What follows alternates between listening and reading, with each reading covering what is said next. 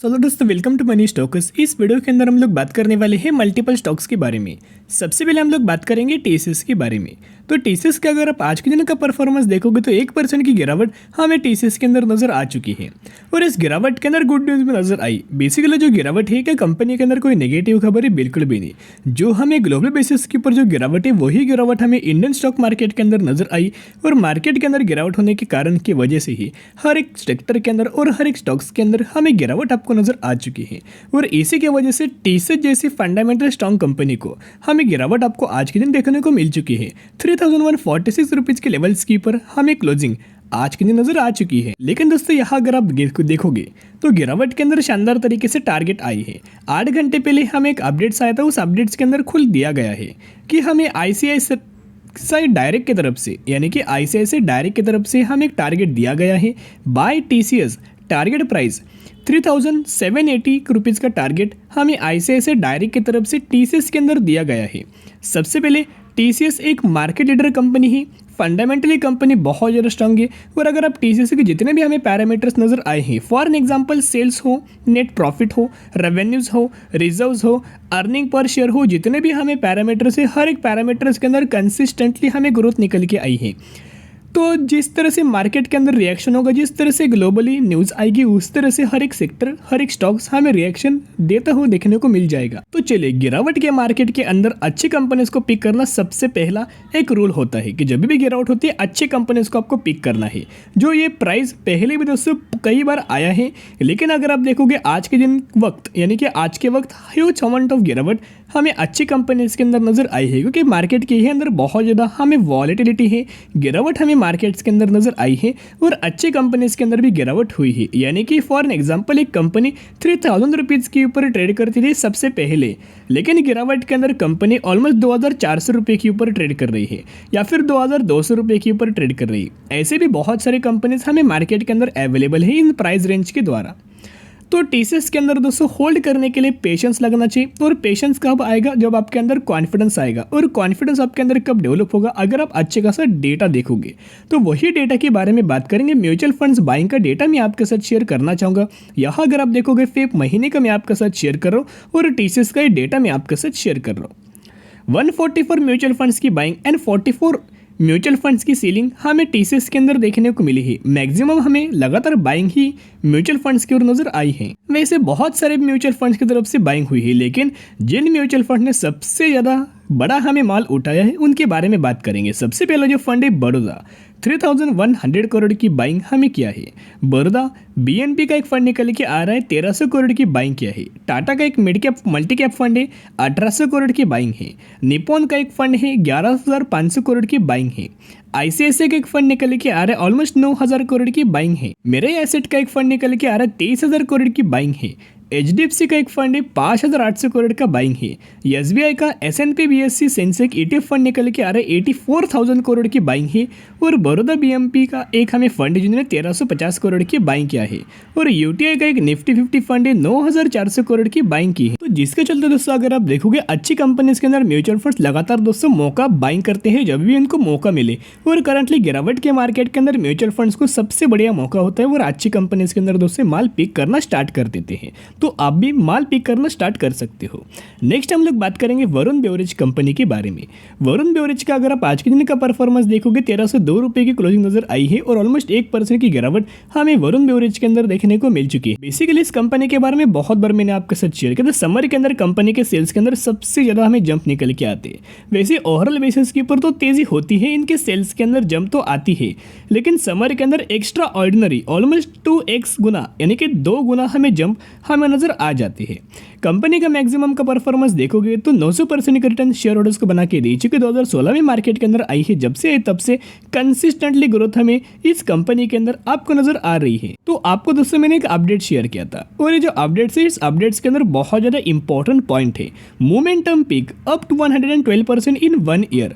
Another 24% upside scope makes Varun beverage a top beat.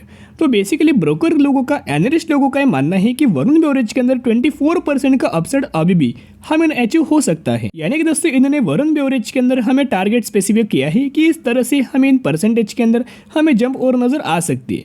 अब एक क्यों दोस्तों मैंने ऐसा बोला कि समर के अंदर सबसे ज़्यादा हमें कंपनी का सेल्स के अंदर जंप आती है, उसके पीछे का रीज़न है जो कि इनके बिजनेस के अंदर है। देखिएगा, Varun beverage a player in beverage industries and one of the largest franchises of PepsiCo in the world. तो इन द वर्ल्ड के अंदर पेप्सिको का बड़ा हमें फ्रेंचाइजीज निकल के आ रहा है। The company produce and distribute a wild range of carbonated soft drinks, non carbonated drinks and packaged water sold under trademark owned by PepsiCo. PepsiCo brand produce and sold by company include Pepsi, 7 up, Mirinda, orange, Mountain Dew, Tropicana. इन products के अंदर हमें company का business, इसी के चलते summer के अंदर सबसे ज़्यादा इन प्रोडक्ट्स की हमें डिमांड होती है। समर के अंदर टेम्परेचर ह्यूज अमाउंट ऑफ बढ़ जाता है, तो कूल करने के लिए कोल्ड कुछ ना कुछ लोगों को ड्रिंक्स लगता है। तो दोस्तों इन्हीं कंपनी के ड्रिंक्स बहुत ज़्यादा हमें मार्केट के अंदर सेल होते हैं। तो अगर लोग दोस्तों बाइंग करेंगे तो कंपनी के सेल्स के अंदर जंप आएगी, और कंपनी के सेल्स के अंदर अगर जंप आई तो नेट प्रॉफिट्स एंड रेवेन्यूज के अंदर कंपनी का रिफ्लेक्शन आएगा। 100% हमें कंपनी के चार्ट पैटर्न्स के अंदर ये अच्छे खासे बेसिस के ऊपर प्रिंट आउट हो जाएगा। और इसी के चलते हमें कंपनी के अंदर दोस्तों गिरावट आपको नहीं होती। जब भी गिरावट होती है दोस्तों एक बढ़िया मौका होता है, इस मौका को एक बिग अपॉर्चुनिटीज मान सकते हो। और जरूर वरुण बेवरेज के अंदर गिरावट के अंदर बाय ऑन स्ट्रेटेजी अप्लाई करना और लंबे समय के लिए होल्ड करके चल सकते हो। अभी हम लोग बात करने वाले हैं रिलायंस के बारे में। रिलायंस के अंदर आज के दिन ऑलमोस्ट हमें 11 रुपीज़ की गिरावट हमें नजर आई है, 0.54% की गिरावट नजर आई, और 2211 रुपये की क्लोजिंग हमें रिलायंस के अंदर हो चुकी है। और ये भी कंपनी फंडामेंटली बहुत ज़्यादा स्ट्रॉन्ग। रिलायंस का अगर आप पिछले एक महीने का अगर आप रिटर्न प्रोफाइल देखोगे तो 9% से ज़्यादा की गिरावट हमें रिलायंस जैसे बड़ी कंपनीज के अंदर नजर आई है। कि रिलायंस बुरी कंपनी है बिल्कुल भी नहीं, जो भी रिएक्शन मार्केट है उसी का रिफ्लेक्शन हमें रिलायंस के अंदर दोस्तों आपको नजर आ जाता है। तो चलिए अभी हम बात करेंगे एक एक अपडेट्स के बारे में, जो अपडेट से 2 घंटे पहले हमें निकल के आया है। Infosys to Reliance 10 most favourite stocks in mutual funds AMC। तो बेसिकली अगर आप यह देखोगे म्यूचुअल फंड्स का जो फेवरेट हमें स्टॉक्स निकल के आ रहे हैं उनमें हमें लगातार म्यूचुअल फंड्स अपना स्टेक इंक्रीज किया है। और रिलायंस के अंदर भी लगातार दोस्तों म्यूचुअल फंड्स अपना जो स्टेक है वो इंक्रीज कर रहे हैं। और बेसिकली इन्फोसिस के अंदर भी अपना जो स्टेक है म्यूचुअल फंड्स को लगातार बाइंग कर रहे हैं। तो अभी इंपॉर्टेंट अपडेट्स के बारे में बात करेंगे जो न्यूज़ निकल के आई है। अब दोस्तों डेट एंड टाइम मेंशन देखिएगा, आज के दिन फ्रेश अपडेट्स में आपके साथ शेयर कर रहा हूँ।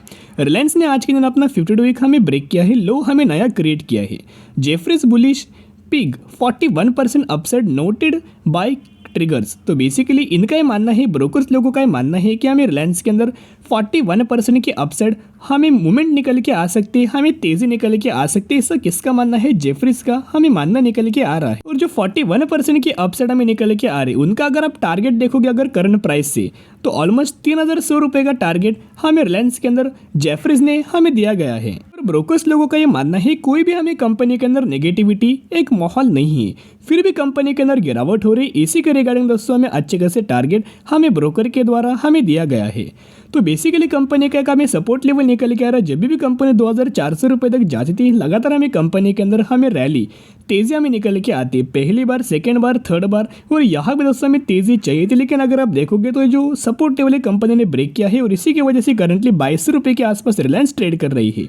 तो एक और गुड न्यूज़ मैं आपके साथ शेयर करना चाहूँगा आपको, जैसे कि पता होगा जियो कंपनी जो जियो है, रिलायंस जो जियो है, जियो होने वाला है डीमर्जर। तो जब कब कंपनी डीमर्जर करने वाली है, जियो का आईपीओ कब आने वाला है, बेसिकली कंपनी के द्वारा एक आर्टिकल आया था। उस आर्टिकल के अंदर मेंशन किया था कि जब भी हमें एजीएम निकल के आने वाली है, जब भी एनुअल जनरल मीटिंग आने वाली है, उस मीटिंग के अंदर हमें जियो का जो आईपीओ आने वाला है उसकी इश्यू डेट क्या होने वाली है, ड्यूरेशन क्या होने वाला है, कितने पर शेयर का बेनिफिट मिलेगा, वो सब आपको एजीएम के अंदर मिलने वाला है। और ये जो माहौल हमें जो क्रिएट हो रहा है मार्केट के अंदर कि जियो आएगा तो Reliance huge amount of rally आएगी, ह्यूज अमाउंट ऑफ तेजी आएगी। जब हमें जियो का दोस्तों ऑफिशियली हमें अपडेट्स आएगा कि इस डेट में हमें स्टार्ट होने वाला है और इस डेट तक एंड होने वाला है, तो उसके अंदर हमें कंपनी के फाइनेंशियल जरूर देखने को मिल जाएंगे। तब दोस्तों पता चलेगा कि जियो प्रॉफिट मेकिंग कंपनी है, लॉस मेकिंग कंपनी है। जो मार्केट के अंदर जिस तरह से स्प्रेड हो रहा है कि जियो आएगा तो रिलायंस रॉकेट बन जाएगा, ऐसे दोस्तों बात निकल के नहीं आती। जो डिटेल कब हमें हासिल मिल जाएगी, जब हमें जियो की, जब हमें रिलायंस की एनुअल जनरल मीटिंग होगी, उस मीटिंग के अंदर सब कुछ डिटेल्स हमें डिस्कस होने वाला है। तो एनुअल जनरल मीटिंग जब भी आ जाएगी मैं 100% आपके साथ शेयर कर दूंगा। अभी हम लोग बात करने वाले हैं एक कंपनी के बारे में जो कि उदय शिवा कुमार इंफ्रा इस कंपनी का नाम है, और इस कंपनी का ही आईपीओ हमें आने वाला है। आईपीओ के जो डेट्स निकल के आ रही है, आज से दोस्तों आईपीओ आने वाला है और 23 मार्च तक हमें आईपीओ रहने वाला है। यानी कि स्टार्ट कब है 20 मार्च और एंड कब है 23 मार्च। तो इसकी अगर आप साइज देखोगे, इश्यू इनके जो टोटल साइज निकल के आ रहे 66 करोड़ का आईपीओ है, कोई बहुत बड़ा दोस्तों आईपीओ नहीं है। तो बेसिकली इसका कंपनी का जो फेस वैल्यू है 10 है, और करंटली अगर आप देखोगे लॉट साइज जो निकल के आ रही 428 शेयर्स के आसपास हमें लॉट साइज निकल के आ रही। तो इस कंपनी का हमें आईपीओ आने वाला है, जो कि आज के दिन का हमें फर्स्ट हमें आईपीओ का दिन था। और अगर आप इस आईपीओ के या फिर इस कंपनी का अगर आप पैरामीटर्स देखोगे, जो उदय शिव कुमार इंफ्रा जो कंपनी है इसके अगर आप पैरामीटर्स देखोगे, तो सबसे पहले हम लोग बात करेंगे इनके टोटल एसेट के बारे में। 2020 के अंदर 158 और 2022 के अंदर 162, रेवेन्यूज के अंदर 194 2020 में, 2022 के अंदर 186। और अगर आप प्रॉफिट आफ्टर टैक्स देखोगे 10.5 और मार्च 2022 के अंदर हमें 12। तो जिसके चलते अच्छी खासी कंपनी के ग्रोइंग पैरामीटर्स निकल के आ रहे हैं। तो जिसके चलते अगर आप इंटरेस्टेड तो भी दोस्तों निवेश करना, तो निवेश करने की कोशिश मत करना। और भी दोस्तों अगर आप आईपीओ की डिटेल्स अगर आप जानना चाहते हो और अगर आप आईपीओ की डिटेल चाहिए होगी तो आप मुझे कमेंट सेक्शन के अंदर बता सकते हो।